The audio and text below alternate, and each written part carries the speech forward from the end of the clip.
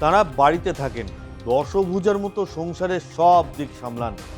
যুগ আধুনিক হয়েছে, কিন্তু কিছু বদ্ধ ধ্যান ধারণায় এখনো জং পড়ে রয়েছে। এই যেমন সমাজ গৃহবধূদের এখনো মূল্য দিতে শেখেনি, তাদের কাজকে কাজই বলে মনে করা হয় না। দিন রাত পরিবারের জন্য খেটে চলেছেন, অথচ শুনতে হচ্ছে সারাদিন তো ঘরেই বসে থাকো, কাজ আর কি। হাজার হাজার গৃহবধূদের প্রতিদিন এমন কথা শুনতে হয়। এবার সেই গৃহবধূদের পরিশ্রম, সংসারের অবদানকে স্বীকৃতি দিল সুপ্রিম কোর্ট।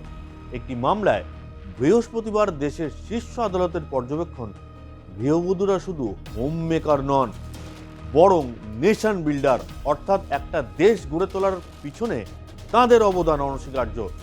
একই সঙ্গে গৃহবধূদের শ্রমের মূল্য বুঝিয়ে দিল সুপ্রিম কোর্ট।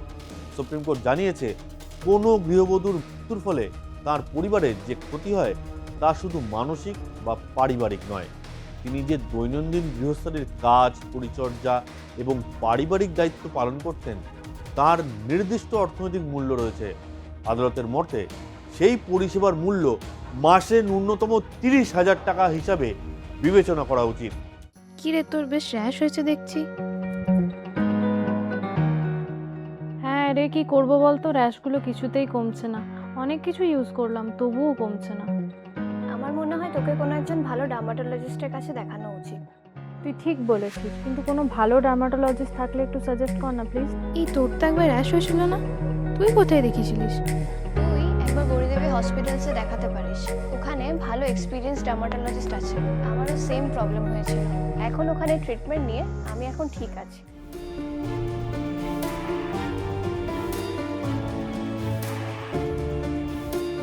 গৌরী দেবী হসপিটাল, রাজবাঁধ, দুর্গাপুর। যোগাযোগ 8001003333, 8011113333।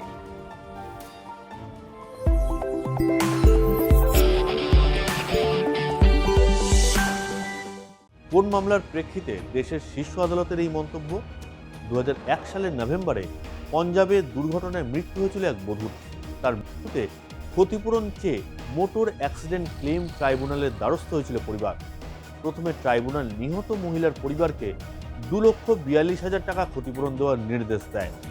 তবে সেই ক্ষতিপূরণের পরিমাণে সন্তুষ্ট ছিল না পরিবার। তারা পঞ্জাব ও হরিয়ানা হাইকোর্টের দ্বারস্থ হয়। পরে হাইকোর্ট ক্ষতিপূরণের অঙ্ক বাড়িয়ে 8,40,000 টাকা নির্ধারণ করে। তাতেও সন্তুষ্ট না হয়ে পরিবার সুপ্রিম কোর্টে আবেদন জানায়।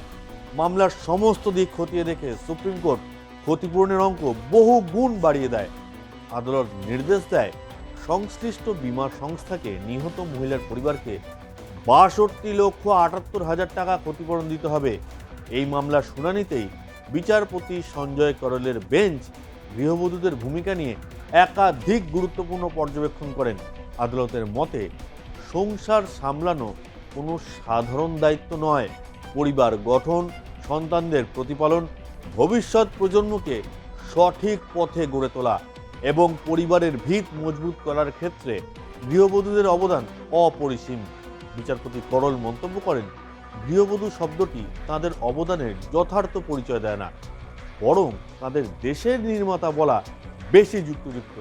কারণ তাদের শ্রম এবং ত্যাগের ওপর বহু পরিবার এবং পরোক্ষভাবে সমাজের ভিত্তি দাঁড়িয়ে থাকে। বৈবাহিক সম্পর্ক নিয়েও গুরুত্বপূর্ণ মন্তব্য করেছে আদালত। বেঞ্চের পর্যবেক্ষণ, বিয়ে কোনোভাবেই পরিচারিকা নিয়োগের সমর্থক নয়। সংসারের দায়িত্ব স্বামী স্ত্রী উভয়েরই। শুধুমাত্র বিবাহিত হওয়ার কারণে কোনো মহিলার ব্যক্তিগত ইচ্ছে, পেশাগত স্বপ্ন বা উচ্চাকাঙ্ক্ষাকে খর্ব করা যায় না। আদালত আরও বলেছে, কোনো মহিলার সন্তান এবং পরিবারের জন্য প্রয়োজনীয় পরিবেশ তৈরি করার পাশাপাশি নিজের কর্মজীবনেও সফল হতে চাইলে তা কখনো তার স্বামী বা শ্বশুরবাড়ির প্রতি নিষ্ঠুরতা হিসাবে দেখা উচিত নয়, বরং সেটি তার স্বাভাবিক অধিকার।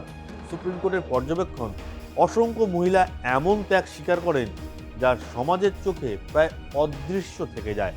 তারা নিজেদের শ্রম, সময়, দক্ষতা এবং জীবনের সবচেয়ে গুরুত্বপূর্ণ অংশ পরিবারের জন্য উৎসর্গ করেন। সেই শ্রমের ফলে পরিবারের আর্থিক উন্নয়নও সম্ভব হয়। তাই তাদের অবদানকে শুধুমাত্র আবেগের জায়গা থেকে নয়, অর্থনৈতিক মূল্য দিয়েও বিচার করা প্রয়োজন। আদালত আরও উল্লেখ করেছে, দেশের কোটি কোটি গৃহবধূ বছরের পর বছর কোনো পারিশ্রমিক ছাড়াই পরিবারের জন্য কাজ করে চলেছেন। তাদের এই অবদানকে যথাযথ স্বীকৃতি দেওয়ার সময়ের দাবি।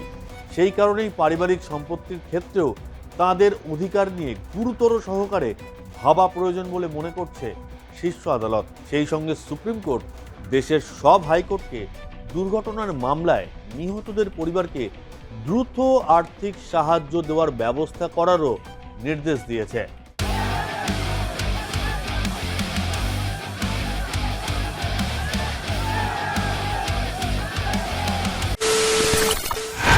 খবরের নামে প্রতিদিন সন্ধে আপনার ড্রয়িং রুমে কি শুধুই চিৎকার চেঁচামেচি খেয়ে আসে?